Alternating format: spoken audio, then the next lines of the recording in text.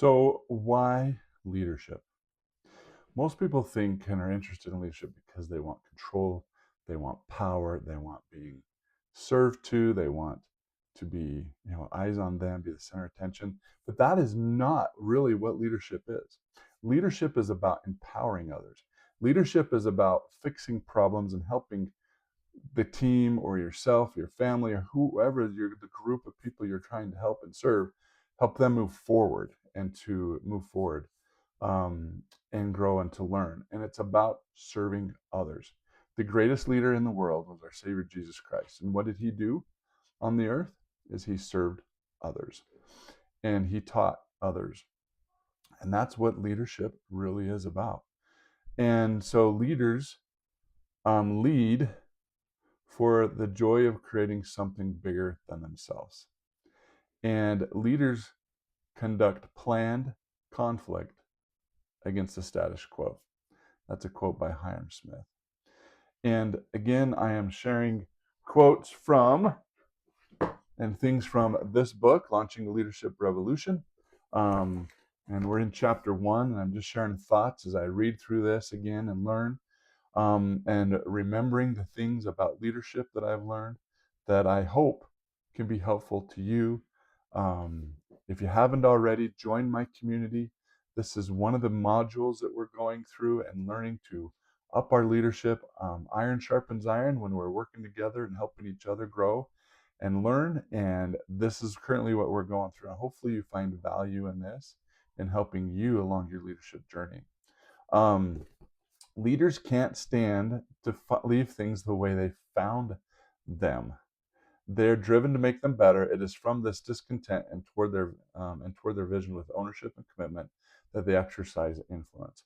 According to President Theodore Roosevelt, he says, "We need leaders of inspired idealism, leaders to whom are granted great visions, who dream greatly and strive to make their dreams come true, who can kindle the people with the fire from their own burning souls." That's what it means to lead.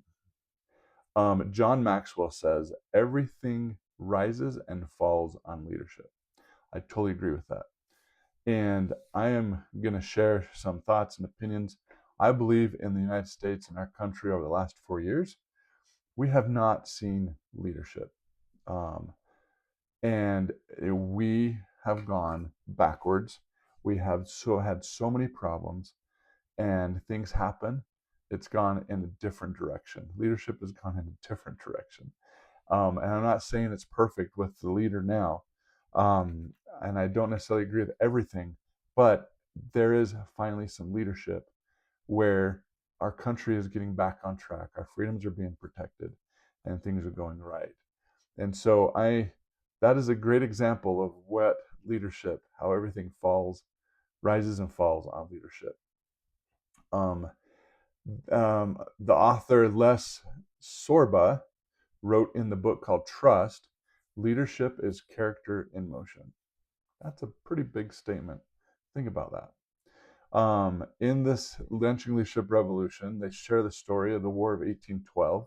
It was a great and difficult time for the brand new United States. The United States had only been a country for a couple of decades, and they were yet in another war with England.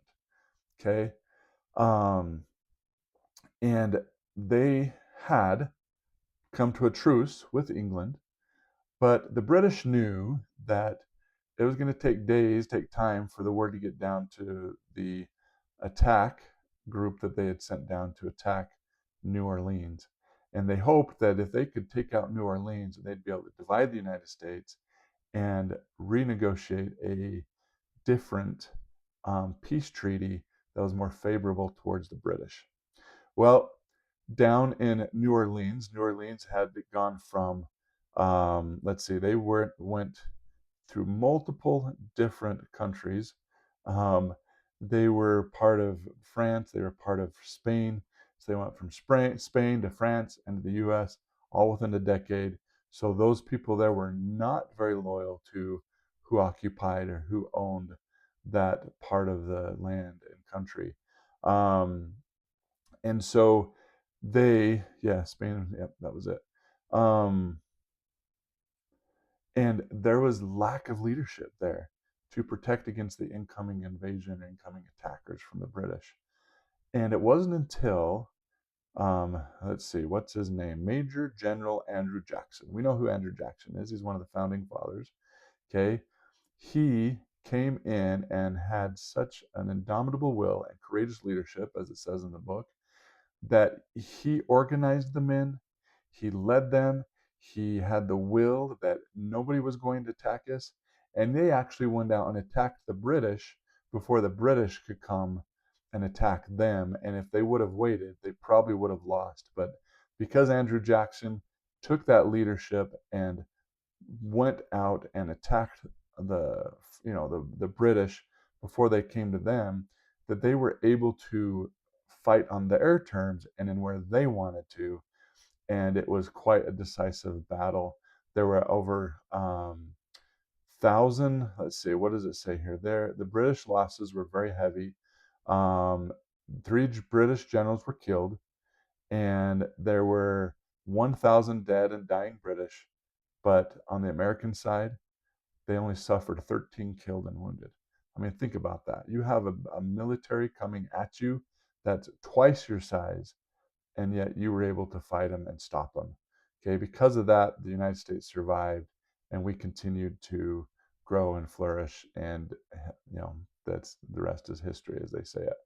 And so, leadership is key. If there's a lack of leadership, there's a lack of success. There's a lack of um, achievement, and a lack of organizing and getting people together and moving forward. And so leadership is critical and important. It's the same within our lives. Do we lead our own personal life? Let's put it right back to us, right? Are we leading our own life? Or are we just going through the daily motions of everyday life and just trying to get by?